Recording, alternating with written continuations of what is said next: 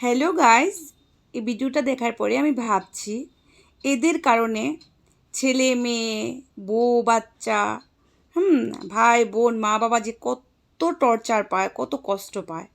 এরা মাতাল হয়ে ঘরে যায়, তারপরে ঘরে গিয়ে ভাঙচুর করবে, তারপরে মুখে বাজে বাজে ভাষা করবে। মা বোন ভাই বউ কাউকে দেখবে না, মুখে যা আসে তা বলবে। তো আমার কথা হলো, যেহেতু তোমরা মদ খেলে এমন কন্ডিশন হয়, তো দ্বিতীয়বার তোমরা মদ খাবে কেন? খাও না, মদকে আমি ঘৃণা করি না, লিমিটে খাও, যাতে কোনো ক্ষতি না হয়, কোনো বাজে রিয়েক্ট না হয় তোমাদের দ্বারা, ঘরের কোনো পার্সেন যাতে কষ্ট না পায়। এত কেন মদ খাবে যে ঘরের প্রত্যেকটা পার্সন অশান্তি পাবে, কষ্ট পাবে?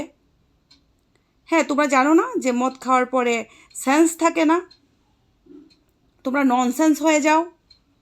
তো তোমাদের মতো ব্যক্তি কে আছে না, মা বাবা ভাই বোন ছেলে মেয়ে সবাই ছেড়ে দিয়ে দূরে থাকা দরকার। মদ খেতে খেতে মরে থাকো, এমনিও তো ঘরের মধ্যে অশান্তি করো, মদ খেয়ে মাতাল হয়ে। তো তোমাদেরকে একা ফেলে দিয়ে চলে যাওয়া দরকার। তোমাদেরকে কি বলবো, আমি ননসেন্সই বলবো, সেন্স তো নেই, টোটালি ননসেন্স। আরে মদ খাওয়ার পরে ক্ষতি হয়, ছেড়ে দাও মদ।